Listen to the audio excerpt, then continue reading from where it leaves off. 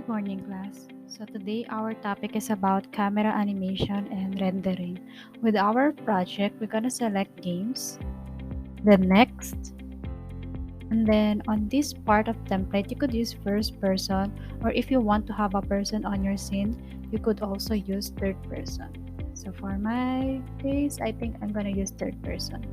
Then next, on your project settings, select a folder where you want to save your scene or your project. So in my case, I'm gonna go with activity 3 on our folder. Then I'm gonna select this folder, and with our project, we're gonna rename it as camera rendering. So this will be our scene or our interface.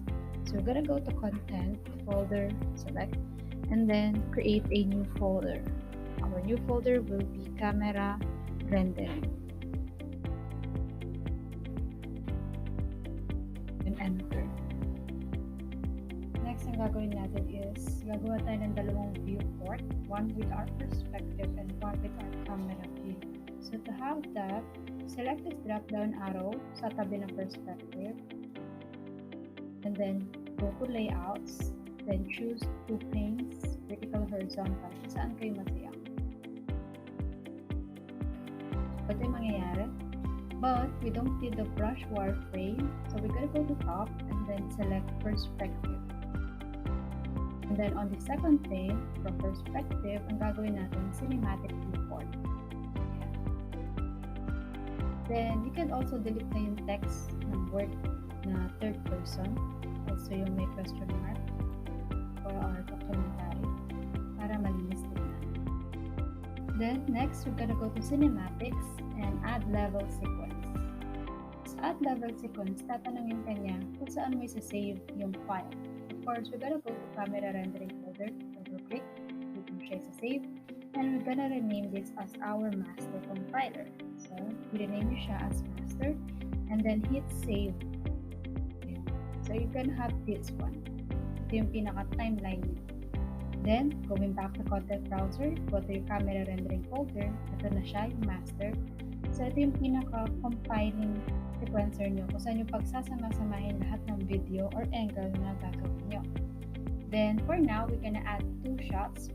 Kapag nakuha nyo ng idea, you could add numerous shots na gusto nyo idagdag. So, right-click, and then go to animation, then level sequence. For this one, let's say, rename natin siya as shot 1. Then, add ka ulit ng isa, right-click, animation, then level sequence, shot 2. So, you have 3 sequencers. Go to File to save all. Then next, we're going to the sequencer. So, yung sequencer natin would rename as master. Dito natin i-compile lahat. So, paano natin lalagay yung mga shots? We're gonna go to track, and then select shot track.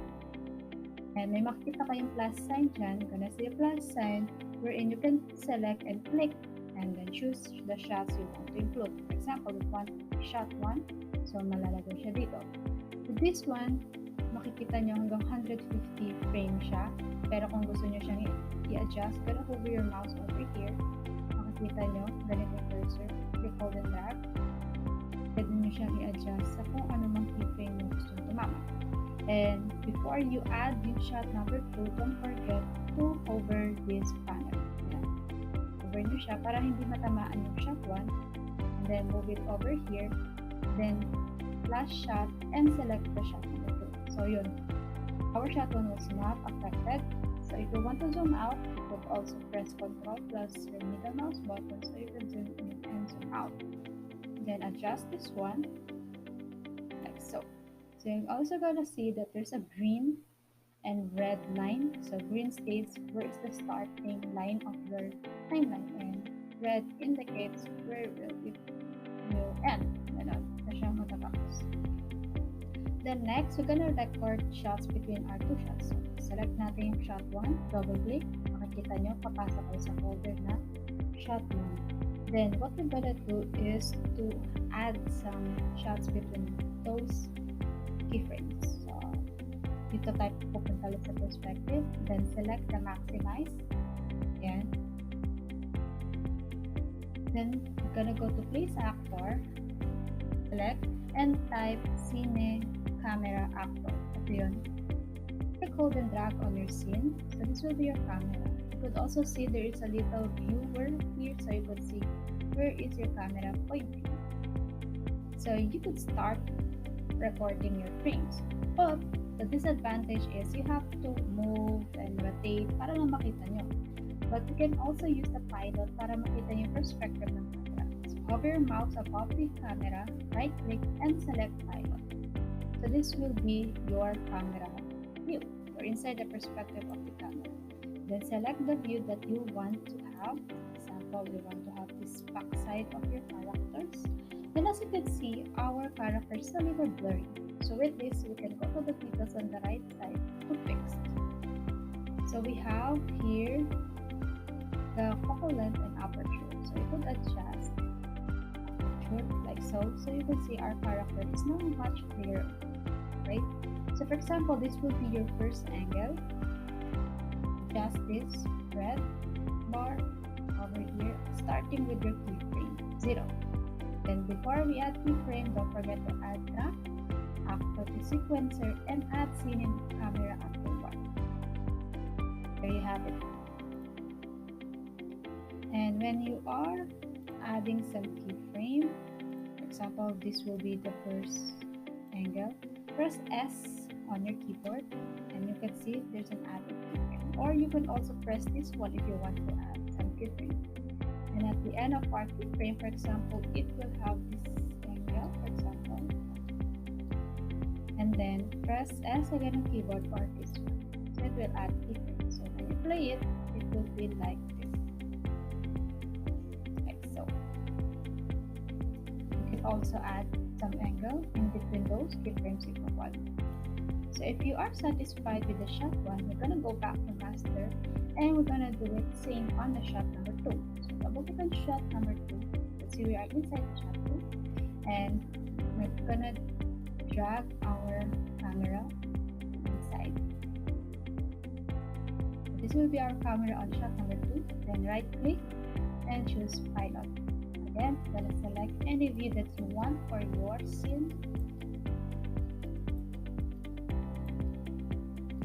Then don't forget to add track, actor to sequencer, and your camera.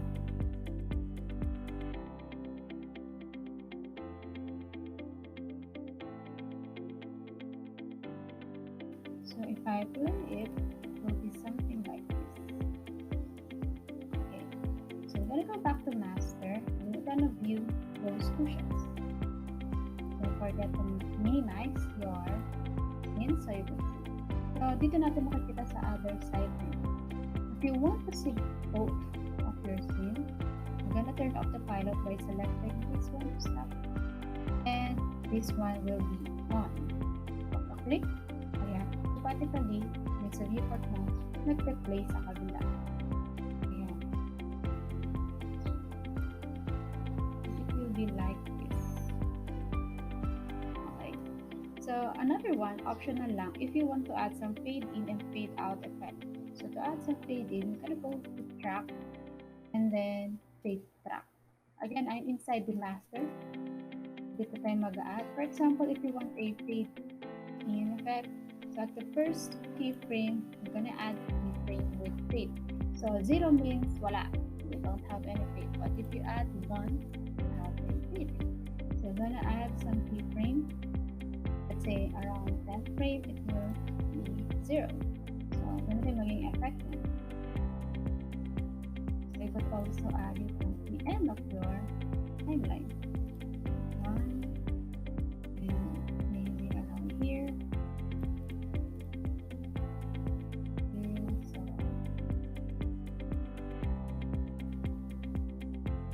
Ganito yung mangyayari. So, pagka-play ko, fade in, fade out.